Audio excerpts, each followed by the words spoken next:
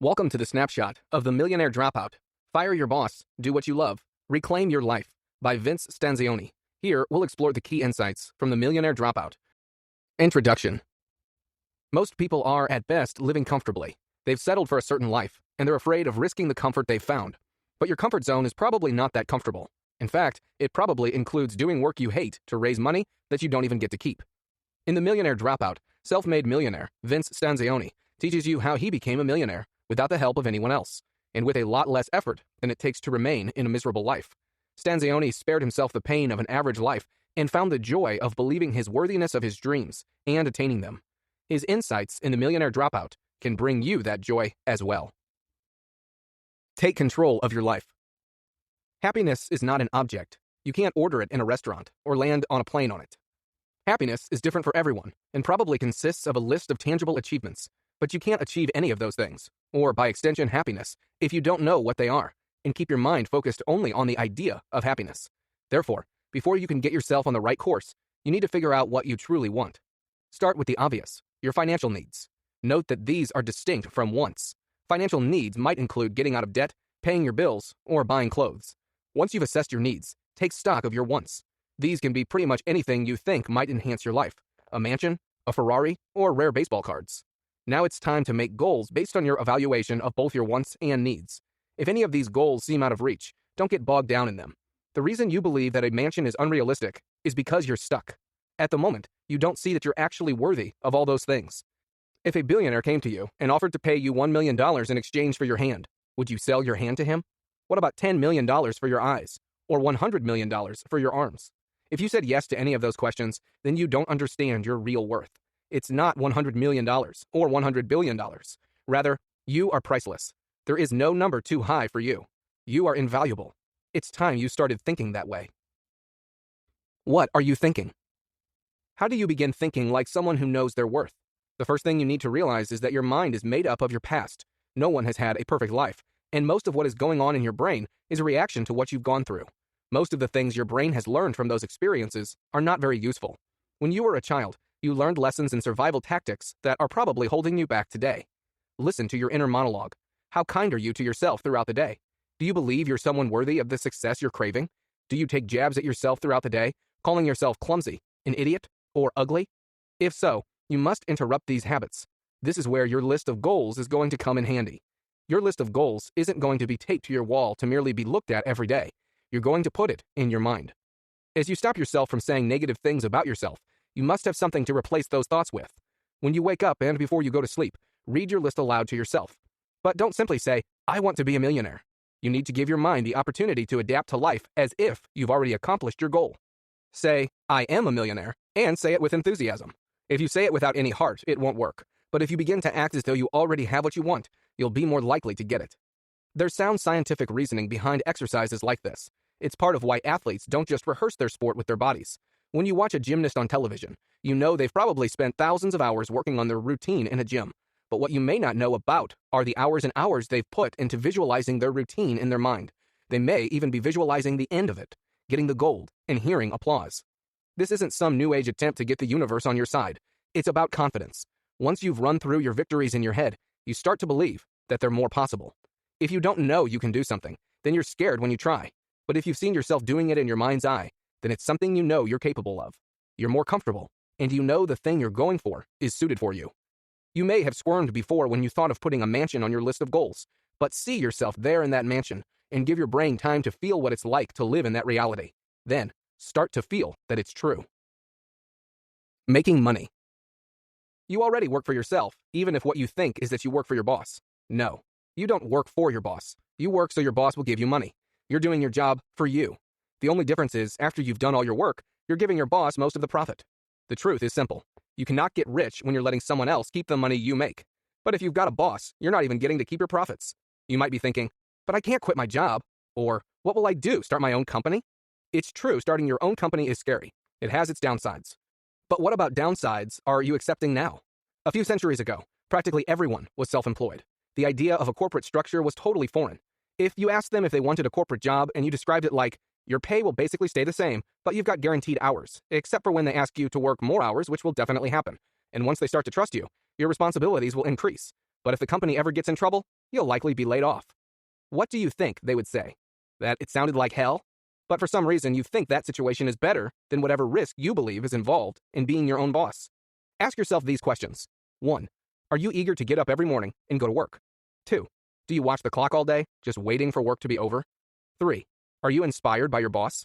4. If you were paid nothing for your work, would you be caught dead doing it? If you answered these questions honestly, it's probably clear to you now that you're wasting your time doing what you're doing.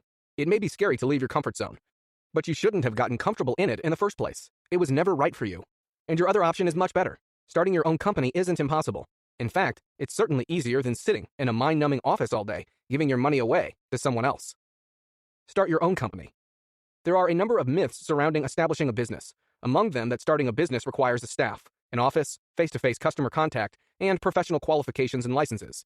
The truth is that those things are optional. You don't really need any of them at all if you know what to do. Furthermore, having them is usually a hindrance anyway. They're all expensive and paying for them drains small businesses of their profits. Avoid them. You don't need them. At least not if you follow what just may be the best business model in the world. Mail order. The web is useful as both your marketplace and the only platform you need to advertise. You don't need a building, and you don't even need an office. People today are more willing than ever to simply click and buy an item they've never seen before. Whatever it is you're selling, if you're doing it online, you aren't restricted to local markets or foot traffic. You might be selling to people in Turkey, Russia, or Florida. You're a global industry right off the bat. The best mail order products should be small, not easily broken, and difficult to find, which is primarily why people are willing to look for it online. If you consider things that fit these qualifications, you might think of gems, crystals, or rings of some kind. Think again. These items are small, durable, and hard to find, but even they don't compare to a much easier commodity for you to get your hands on. Information. Information costs you virtually nothing to gather, except time and effort. If you create a pamphlet, how-to guide, or manual of some kind, your production cost is measured in cents, not dollars. You're basically just paying for ink and paper, but the information you've gathered and put together is incredibly valuable. So how do you do this? Go to Amazon or use Google Trends to find some popular how-to trends. Are people obsessed with getting better golf swings or how to do repairs around the house? Once you've found something there is a hunger for, you can do one of three things. 1. Do your research and write a how-to yourself. 2. Purchase the rights to a guide that's already written and sell it yourself. 3. Hire someone else to do it for you. A freelancer will make your entire product for you for a one-time fee. You retain the rights and you can sell it as many times as you want. Don't stop with a printed product. After you've gotten your guide written, turn it into audio by recording it yourself or hiring a voice actor. As it turns out, there's an entire market for people who are too busy to read.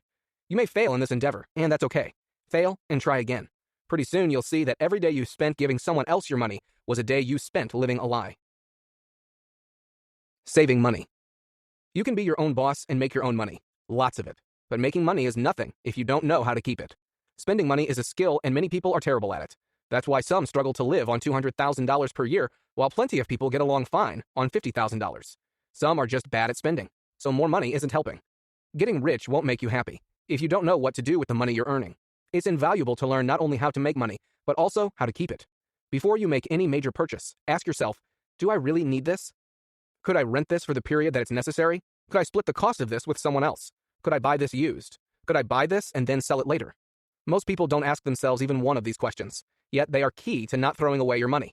If you really consider all your options, you're less likely to regret your purchases because you're recouping so much of the loss, and your standards for what you spend your money on are much higher. When you decide that you need to buy something outright, be relentless about buying it at the best price possible. The internet is useful for this because you can easily tap into countless markets online, finding more competitive prices for airline travel, cars, clothes, even food. Hunt for discounts, take advantage of upgrades, and be on the lookout for great deals. Make saving money a game. It's easier to do now than ever, but few people take advantage of it. Remember that every dollar you don't spend can be invested and compounded over time, so saving is an absolute necessity. Conclusion. You've learned a lot over the course of this snapshot, but knowledge is worthless if you don't apply it. That list of goals you made is only paper until you try to actualize it. Don't stop at simply visualizing yourself in that mansion. Start there, but then you must walk out into the world as if you are a person who is worthy of living in it, because you are. Don't stay one more minute in a job that sucks your soul and gives you only a portion of the proceeds. Take charge of your life. Remember, life isn't infinitely long, and your comfort zone isn't actually all that comfortable. There is a better life out there if you make it. The steps to getting there are not easy, but they're still simpler than you think, and they can truly change your life. About Vince Stanzione. Vince Stanzione started his first software business when he was 11. Despite losing his savings and job in the stock market crash of 1987, he went on to become a multimillionaire, active in the publishing, financial trading, and telecommunications industries. In addition to writing The Millionaire Dropout, Stanzione is also the author of the best-selling book, How to Stop Existing and Start Living. Thank you for listening to the snapshot of The Millionaire Dropout by Vince Stanzione. If you liked what you heard, then make sure to explore the rest of our snapshot library to continue gaining key insights from nonfiction books in a matter of minutes. Thank you for listening to our quick learning audiobook review series. If you like what you heard, then check out our channel for more free audiobook reviews. We post new audiobooks every week. And don't forget to like and subscribe to our channel and hit that notification bell to be first to hear of our latest reviews.